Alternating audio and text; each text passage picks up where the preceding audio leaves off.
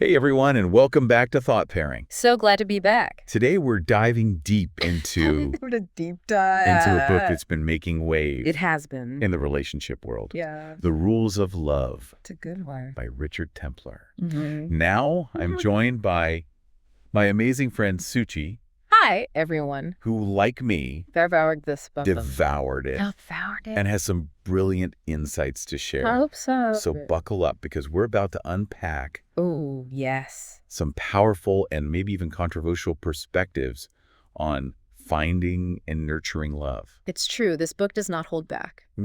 So what really struck me was the book's emphasis on personal responsibility. Yes. It's not about finding the perfect partner. Right. It's about becoming the best version of ourselves. Yes. So that we can attract and build healthy connections. I think that's such a great takeaway from this book. And it leads perfectly into the first rule that really resonated with me. Yeah. Be yourself. Now, on the surface, this seems pretty straightforward. Yeah. Almost cliche, right? Right. But the book dives deeper. It does. Arguing that trying to be someone you're not Mm-hmm. to impress a potential partner is a recipe for disaster. Big time. It really got me thinking, have you ever felt that pressure to present a certain image Absolutely. in the dating world? Especially, I think, in the age of social media, it's so easy to fall into that trap of curating a persona that we think will be more appealing. Yeah. But what the Rules of Love highlights so brilliantly is that this facade is ultimately unsustainable. You're not only attracting the wrong people, but you're also denying yourself the chance to connect with someone who genuinely appreciates you for who you are. It's like building a relationship on a foundation of sand. Exactly. You might look good initially, but it's bound to crumble when the real you inevitably emerges. I mean, the book even shares a story. Oh, does it? It does. About a woman who created this elaborate, fictionalized version of herself to impress a guy she liked. Oh, wow. And in the end, the charade fell apart and the relationship imploded. You know, that story really drives home the point that authenticity is not just about being honest. Right. It's about respecting yourself. Yes. Enough to show up as you are, flaws and all. Flaws and all. And it's about trusting that the right person will appreciate those imperfections. 100%. Because if someone is truly interested in you, they'll want to know the real you. The real you. Not some idealized version. Not some fake version. And that ties in so well with the next rule. Okay, what's that? Get over it before you get on with it. Ooh, that's a good one. Essentially, the book is advocating for emotional healing. Yeah. Before diving into a new relationship. Right.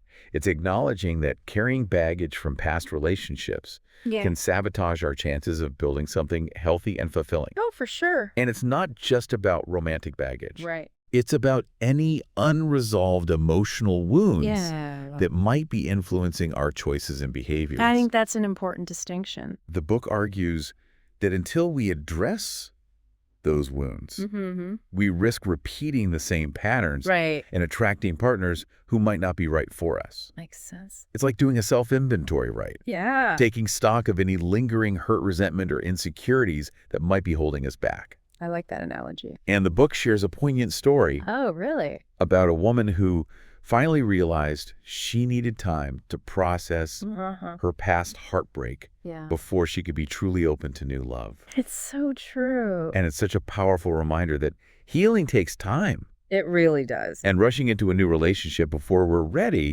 can lead to more heartache. Absolutely. I love how this rule challenges the notion that we need a partner to complete us or fix our problems. Yes. It encourages self-sufficiency and emphasizes the importance of finding contentment within ourselves before seeking it from someone else. I think that's such a powerful concept. And that brings us to another rule that sparked a lot of discussion between us. Okay. You won't be happy with a partner until you can be happy on your own. Oh, that's a good one. This one might seem counterintuitive at first. It does. But the more I thought about it, the more sense it made. It's true. It's not about becoming a recluse. Right. It's about cultivating a sense of self-love and independence. Self-love is so important. Exactly. It's about recognizing that true happiness comes from within, not from external sources like a romantic partner. Yes. The book tells a story about a woman who was constantly hopping from one relationship to the next, terrified of being alone. Yeah. But then circumstances forced her to face that fear. Okay. And guess what? What? She discovered that she actually enjoyed her own company. That's awesome. It's a light bulb moment, isn't it? It is. It's like realizing that you are enough, that you don't need someone else to validate your worth or fill a void. Exactly. And I think that newfound self-assurance can actually make you a more attractive partner. I agree. Because you're not coming from a place of neediness. Right. You're choosing to be with someone because they enrich your life. Yes. Not because you feel incomplete without them. Totally. And that shift in perspective is so powerful. It is. It allows you to set healthier boundaries and make choices that are aligned with your own values and happiness. I love that. It also helps you attract partners who are equally self-aware and emotionally secure. Yeah. Creating a dynamic where you both contribute to each other's growth and well-being. That's the dream. That's such a great point. It's about moving from a scarcity mindset to an abundance mindset in relationships. Such a good point. And speaking of shifts in perspective, Okay. let's talk about the next rule. Okay. You'll know them when you meet them. Ooh, interesting. This one isn't necessarily about love at first sight, although the book acknowledges that it can happen. Right. It's more about a deep sense of certainty that develops over time as you get to know someone. That makes sense. The book cautions against rushing into commitment before truly feeling that certainty. Right. It emphasizes paying attention to those gut feelings and not ignoring red flags just because you're eager to settle down. I mean, we've all been there, right? Oh, yeah. Where you just like really want it to work. You want it to work so bad. And so you ignore those red flags. Exactly. But that never ends well. It never ends well. It's like trusting your inner compass. Yes. And not letting societal pressures or fear of being alone dictate your choices. That's so important. Exactly.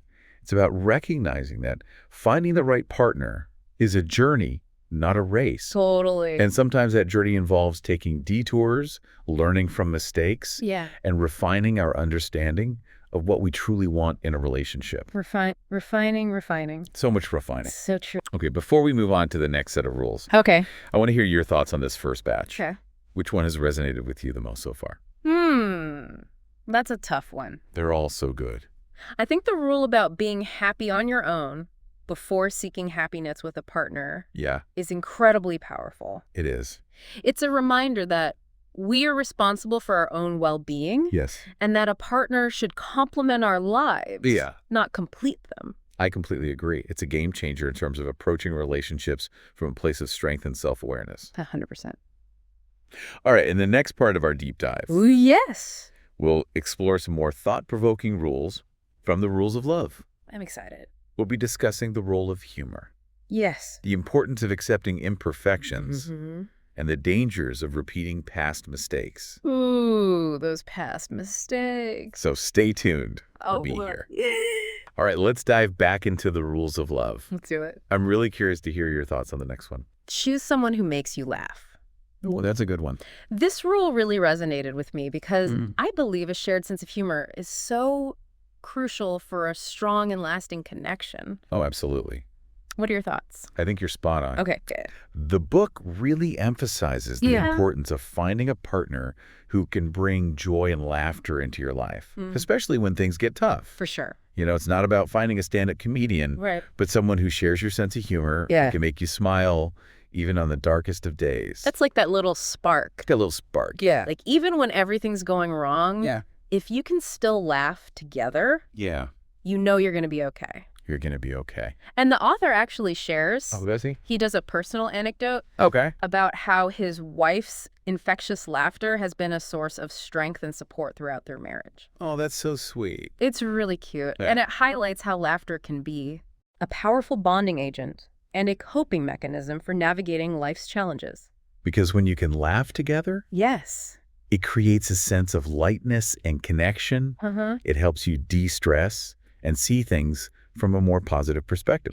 It's like a shared secret language. I love that. That strengthens your bond and reminds you that you're not alone in facing life's ups and downs. 100%. Okay, now this next rule might raise some eyebrows. Okay. Being less than 100% attractive is a great filter. Ooh, that's a spicy one. Now, before we jump to conclusions, let's unpack what the book is actually saying here. Okay, let's unpack it. It's definitely a thought-provoking one. It is. The book isn't suggesting we settle for someone we're not attracted to. Right. It's more about recognizing that Superficial beauty fades over time. Yes. And a relationship built solely on physical attraction is likely to falter when those initial sparks diminish. It's like building a house on a weak foundation. Exactly. It's not going to last. It's not going to last. So you need to find something deeper to build on. Deeper. Yeah, something more substantial. More substantial. Shared values. Shared values. Respect. Respect. Trust. Trust, all of that good stuff. All that good stuff. Yeah. It's like the book is encouraging us to look beyond the surface. Yes. And appreciate the deeper qualities that make a person truly beautiful. Like kindness, intelligence, humor, compassion. I think that's so important. And I think this rule also challenges us to embrace our own imperfections. Yes. And let go of unrealistic beauty standards. Totally. It's about recognizing that we are all beautiful in our own unique ways. We are. And that true attraction goes far beyond conforming to societal ideals. Societal ideals are so overrated. And the book even argues that being less than 100% attractive can actually be a blessing in disguise. Okay, how so? Because it helps filter out superficial partners I see. who are only interested in appearances. It allows you to connect with people who are looking for something more genuine and lasting. So it's like a natural screening process. A screening process. Yeah, you weed out the people who aren't right for you. You weed them out. And you're left with the gems. The gems. Yeah, the people who truly appreciate you. Now, here's a rule that resonates with anyone who's ever made the same mistakes in relationships. Ooh. Tell me more. Don't keep making the same mistakes. Yeah. We've all been there, right? Oh, we've all been there. Falling into familiar patterns. Yeah. Attracting similar types of partners. Yes. Repeating the same dysfunctional dynamics. It's like we're stuck on a relationship roller coaster. A roller coaster. Going through the same loops and never getting off. It's exhausting. It's so true. The book emphasizes the importance of self-reflection and learning from our past experiences. Self-reflection is so key. It's about taking responsibility for our choices and understanding why we might be attracted to certain types of partners. Yeah. Or why we keep repeating the same unhealthy patterns. Sometimes we don't even realize we're doing it. I know. Until it's too late. It's about breaking those cycles. Yes. And making conscious choices that lead to healthier and more fulfilling relationships. I love that. And sometimes that involves facing some uncomfortable truths about ourselves and the choices we've made. Yeah. It's not always easy. It's not always easy. But it's necessary. It's necessary for growth. Growth? It's about being honest with ourselves, about our needs, our desires, and our fears. And it's about being willing to do the work to heal old wounds and change those patterns that are no longer serving us. So true. Now, this next rule is a bit of a tough one. Okay. But crucial for setting healthy boundaries. Boundaries are so important. Certain people are off limits. Ooh, that's a good one. This is about recognizing that not everyone is relationship material. Right. Especially those who are already in committed relationships. Oh, absolutely.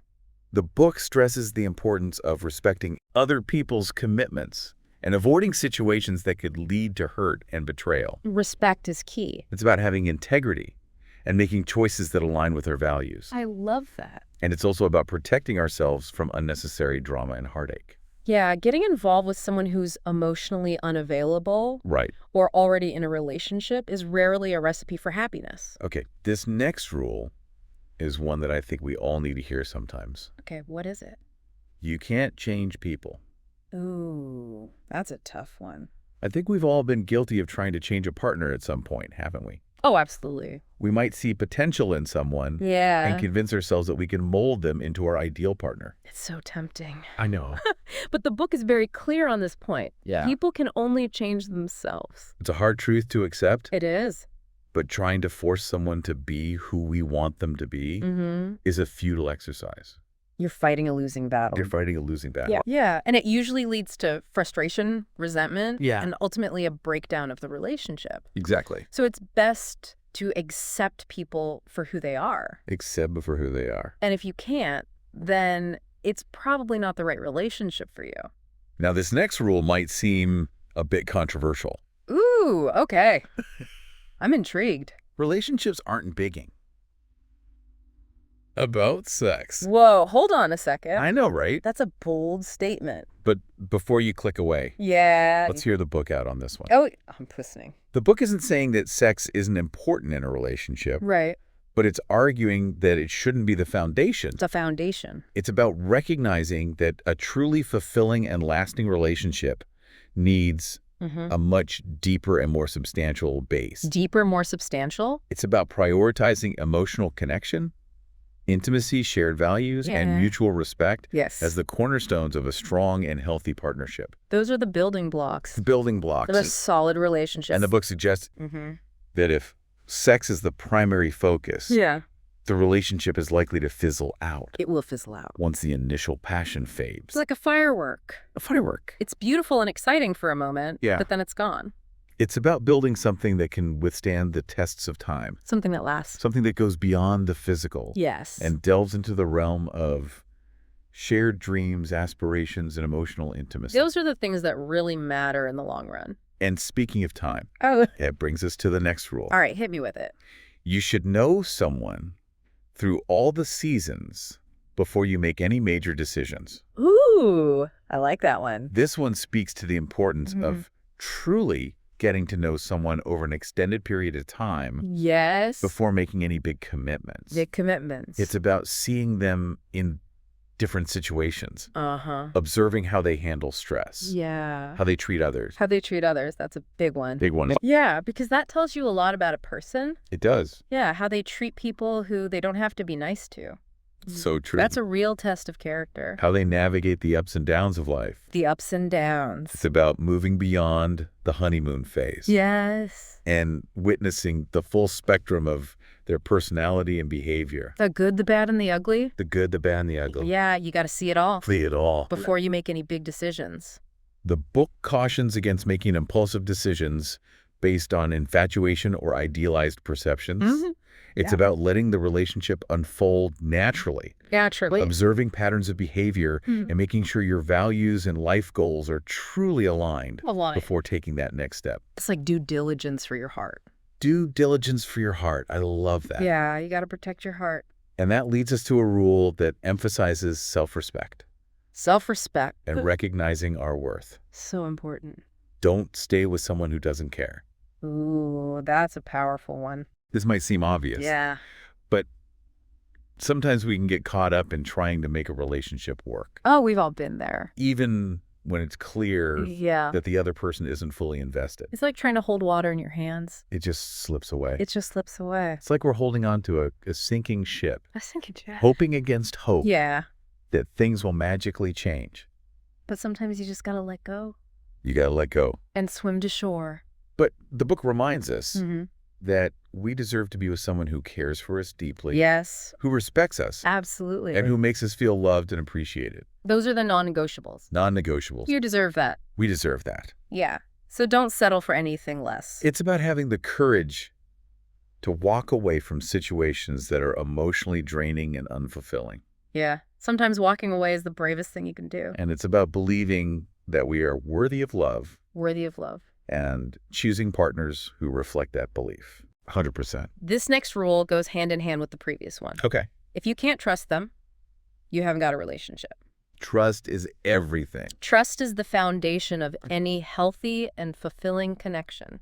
The foundation. Without trust, yeah, there can be no true intimacy. No intimacy. Or emotional security. It's like building a house on sand. Exactly. It's just going to crumble. The book stresses the importance of being honest with ourselves. Yeah. About whether we truly trust our partners. Sometimes we're afraid to admit the truth to ourselves. Well, I know it's hard. But we have to be honest with ourselves. If there's a constant sense of suspicion or doubt, it's a major red flag. Major red flag. It's also about being trustworthy ourselves. Right. Trust is a two-way street. It is. It requires open communication, transparency, and a willingness to be vulnerable with each other. Vulnerability is so important. Vulnerability is scary. It is. But it's necessary for building trust. I think that's a good segue into the next rule. Okay. Be honest while you still have the chance. Oh, that's a good one. This is all about open and honest communication. So important. It's about having the courage to be truthful with our partners, even when it's difficult. Sometimes it's so hard. It is, but it's so important for a healthy relationship.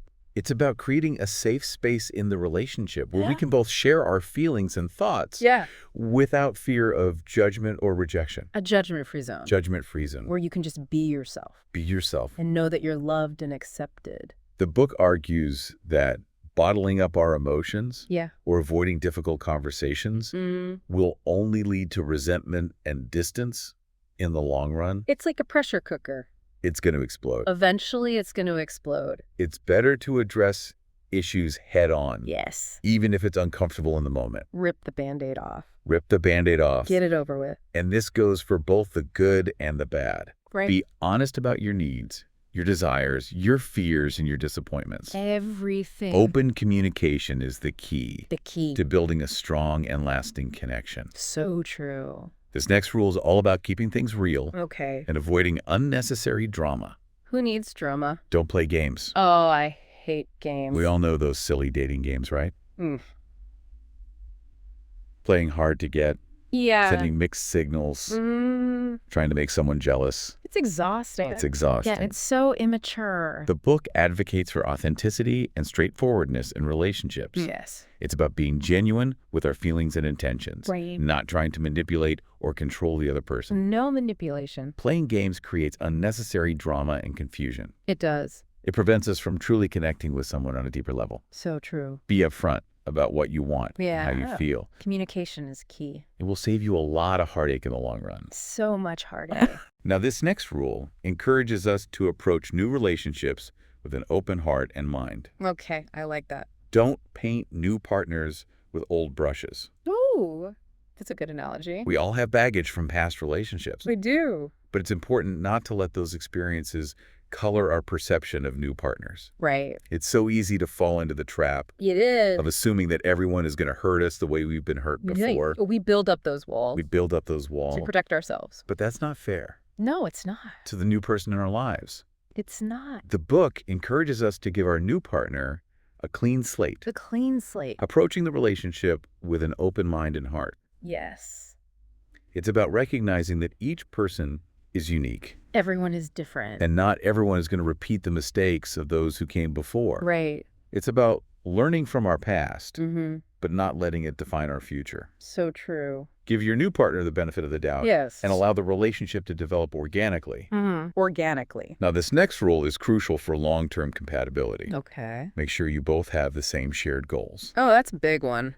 This is about being on the same page when it comes to life's big decisions. Life's big decisions. Such as marriage, children, career aspirations, and lifestyle choices. All the important stuff. All the important stuff. The book emphasizes the importance of discussing these things early on in the relationship. Early on. Yeah, you don't want to wait until you're already married and have kids. To find out you're not on the same page. Exactly. It's about making sure your life goals are compatible and that you share similar values and priorities. Shared values are so important. It's also about being willing to compromise and support each other's dreams. Yes. Relationships require teamwork and a shared vision for the future. Teamwork makes the dream work.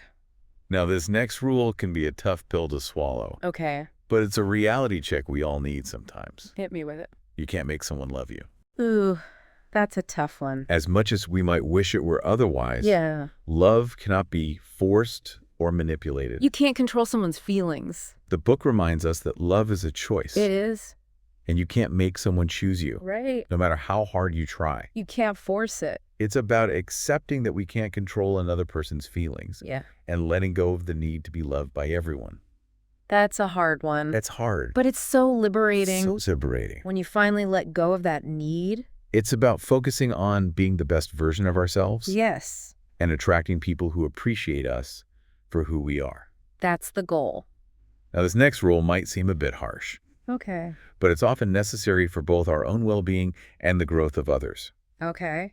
Be cruel to be kind. Ooh, that's an interesting one. Now, this isn't about being intentionally hurtful or malicious. Right. It's about having the courage to be honest with someone. Yeah. Even if it's not what they want to hear. Sometimes the truth hurts. Sometimes the kindest thing we can do is tell someone the truth. Even if it's painful in the moment. It's like ripping off a Band-Aid. Rip it off. It's going to hurt for a second, but then it'll start to heal. This could apply to situations where we need to end a relationship, set boundaries with someone who's overstepping, or offer constructive criticism to a friend who's making poor choices. Sometimes you gotta be the tough love friend. It's about recognizing that sometimes short-term pain can lead to long-term growth and happiness. So true. It's about having the courage to speak up, even when it's difficult, in order to help someone become their best self. I think that's a beautiful way to put it. Wow, we've covered a lot of ground here. We have. These rules, from the rules of love, have really sparked some insightful conversations between us. I've really enjoyed this discussion. Me too. It's been so thought-provoking. Absolutely. I think what's so compelling about this book is that it challenges conventional relationship wisdom and encourages us to approach love and connection with a fresh perspective. A fresh perspective. It's about taking responsibility for our own happiness. Setting healthy boundaries. And making choices that align with our values and goals. And it's about remembering that we deserve to be loved and respected. We do. And that we should never settle for anything less. Absolutely. It's been such an insightful journey exploring these rules. It really has. And I'm curious which one has resonated with you the most. Oh, that's a tough one. They're all so good. I know, right? But I think don't stay with someone who doesn't care. Oh, yeah, that's a good one. Is such a powerful reminder that we all deserve to be in relationships where we feel loved, valued, and respected. Absolutely. It's a call to prioritize our own well-being and not settle for less than we deserve. I love that you picked that one. Yeah. It's so easy to get caught up in trying to make things work, even when the signs are clear that the other person isn't fully invested. It's so true. This rule reminds us to trust our gut and have the courage to walk away from situations that aren't serving us. It's hard, but it's so important. It is. You deserve to be with someone who truly cares about you. Absolutely. It's about recognizing our worth and believing that we are deserving of love and happiness. And that we have the power to choose who we share our lives with. So for those of you listening, we'd love to hear your thoughts. Yeah, what resonated with you? Which rule from the rules of love resonated with you the most? Let us know in the comments below. Share your insights and experiences. We love hearing from you guys. And if you enjoyed this deep dive into the complexities of love and relationship, the messy, messy world of love, be sure to give this video a thumbs up. And subscribe to our channel for more thought-provoking conversations. We have so much more to talk about. Don't forget to hit that notification bell so you don't miss any of our future uploads. We've got some exciting topics lined up. We can't wait to share them with you. And as always, thank you for joining us on Thought Pairing. We appreciate your support so much. And we look forward to connecting with you again soon. Until next time, keep those thoughts pairing.